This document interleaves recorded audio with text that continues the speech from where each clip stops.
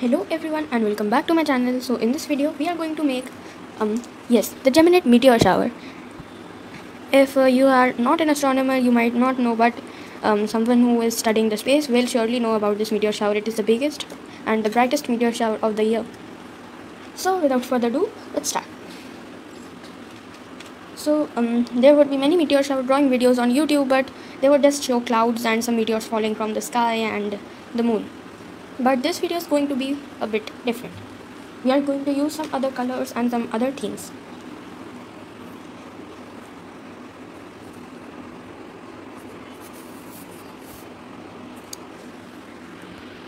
So what we are going to do is we are going to make some planets and galaxies also in the sky, and the stars would be a little dim, so the meteors would show better.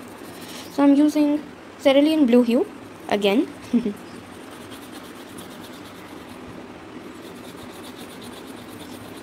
For this part, it is the middle part that divides the ground and the sky.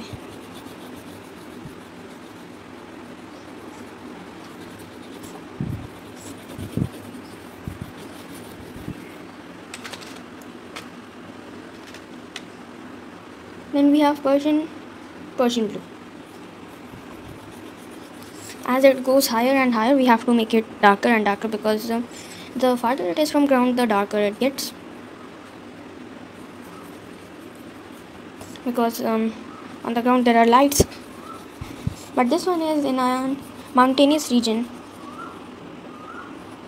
so less city lights would be there at least.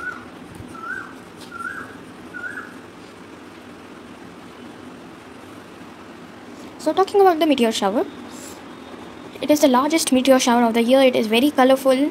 It happens in the December times, from mid to late December. Yes, this is it. And then it gives 160 meteors per hour. 160 meteors per hour. It happens in the Gemini constellation, but unfortunately, the Gemini constellation goes below horizon when it is December time, I think. Because now it is above horizon, because I have studied the constellation well, so I know that when a constellation you can see now, it won't be visible when other constellations that are now below horizon peak. Now you must be wondering, what is the horizon line? The line that separates the land and the sky. It might seem like when you are near a river or a sea, like the sun is sinking during the sunset and there is a line between the sky and water, so that is the horizon line.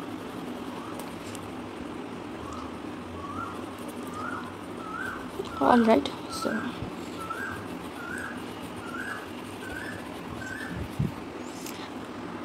we are using now ultramarine blue,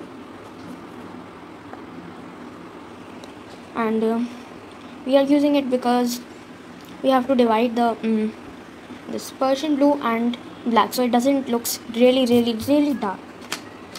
So now we are using black finally.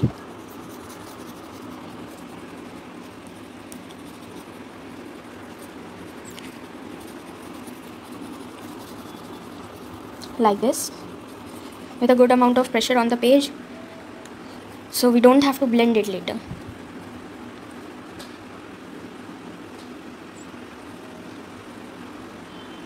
But we have advantage in summers with oil pastels, because oil pastels, as you can guess, they contain oil, and in winters they kind of harden it, and in summer they kind of soften.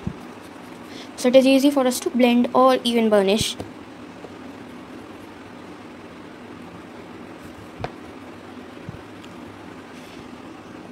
You don't have to cover the whole page like this, or you don't have to worry about blending these, because it's starry night anyways, and a little white detail won't do any harm. And it looks like a painting besides. It gives a nice effect. So you don't have to cover every single white portion, it will look very blunt.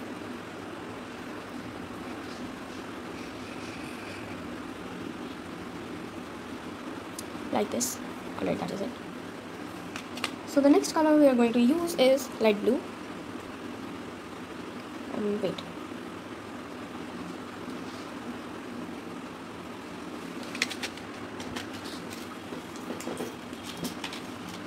There it is.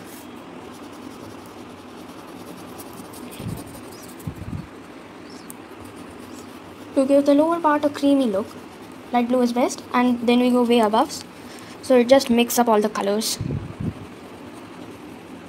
We also go on black.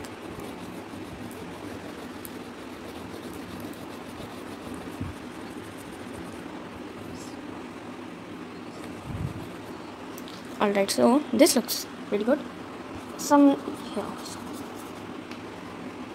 So it is not daytime, so for the ground we are not going to do anything, just simple pink.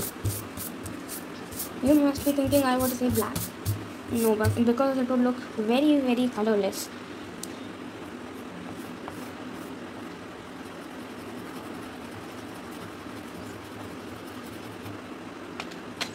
This was rose pink, and now I'm going to use purple.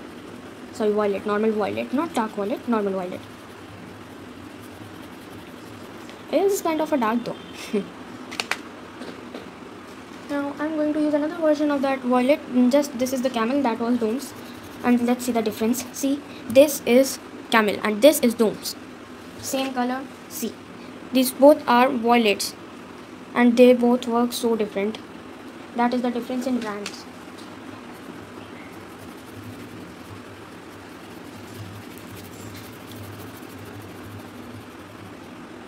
But yes, there is also a very big advantage with yes, domes, that it isn't really is very hard.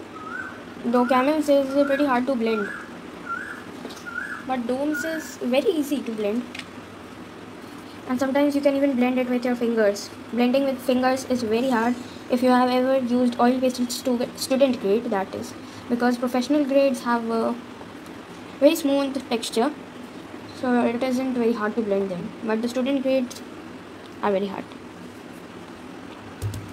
Now I'm using flex tint.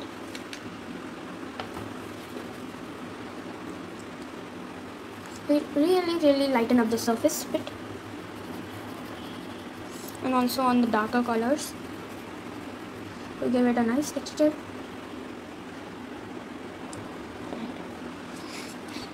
So it looks very colorful. And you must be wondering what I am going to do with this white portion. I am going to show you in a second. Alright, so now you can see I made some like a sunset, like this place the sun has just set and the moon rise. And now let's start making our beautiful meteors. So I'm taking a color pencil, and now what you have to do is just take anything. For example, I take another color pencil. Anything that is a bit of straight, just curve it a bit and draw a line like this. Make some random lines like these.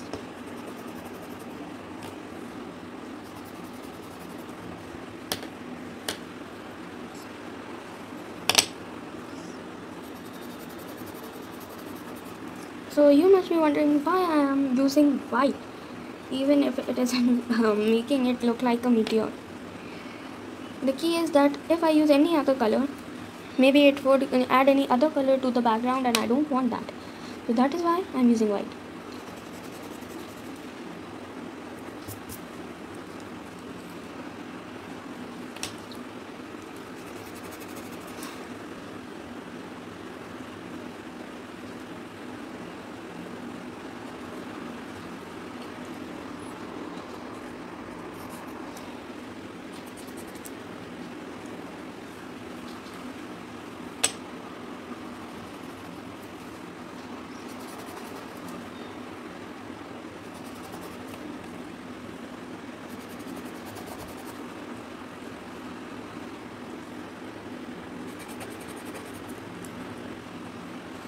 Like these, some random lines. So approximately, I'm not going to draw a whole 160 meteors in the page, but there should be plenty of them because it's the largest meteor shower of the year, right?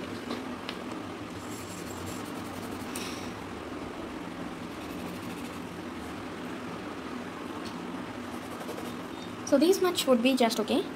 And now what we have to do is make some circles at bottoms of all our meteors.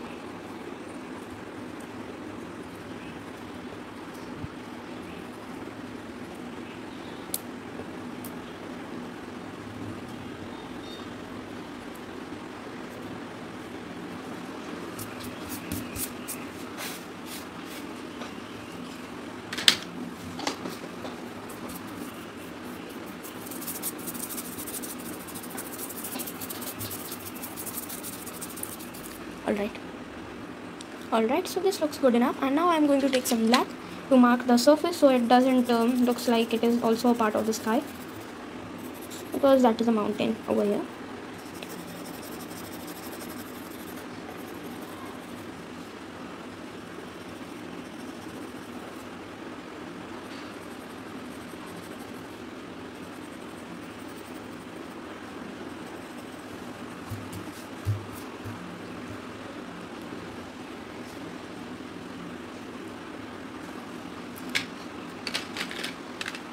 Alright, so it looks very good, but not yet finished.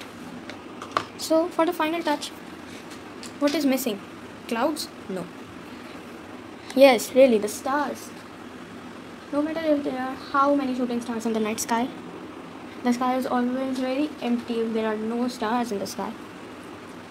And boring also.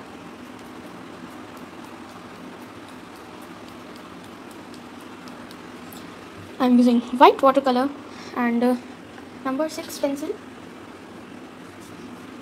Not pencil, really brush, really pencil.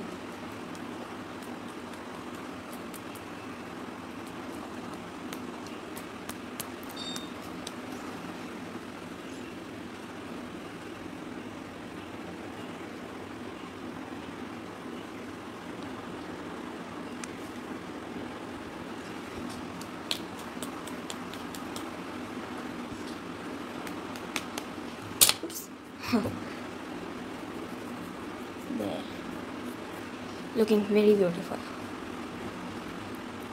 but not yet finished.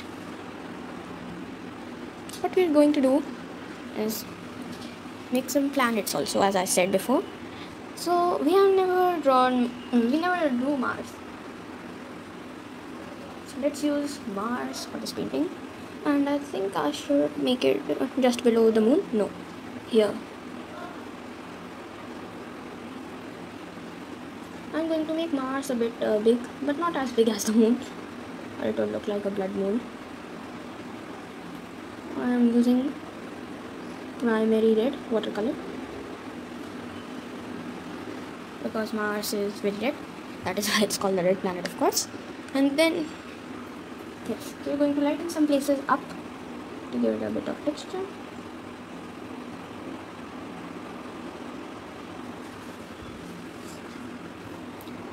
And then I'll choose brush number, take some water, and now we dip it in black watercolor for some polar caps and all. We need some more detail like this.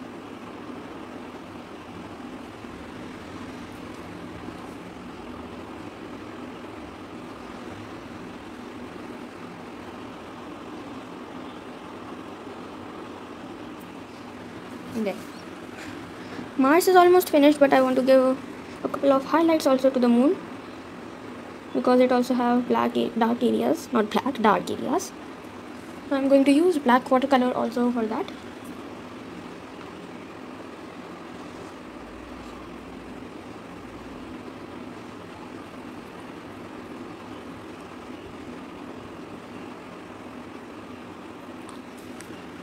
There, looks much better.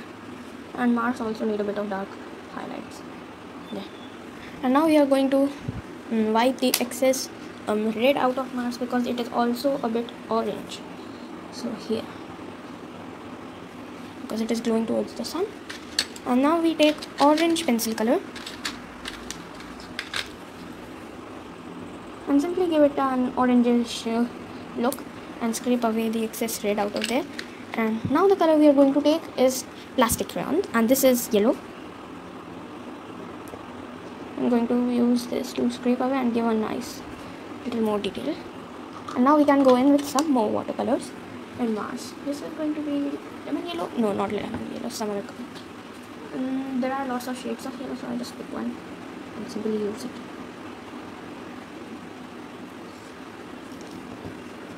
And now I also go in with some orange because it is looking too yellowish. Perfect. Some more. Yes, it's good.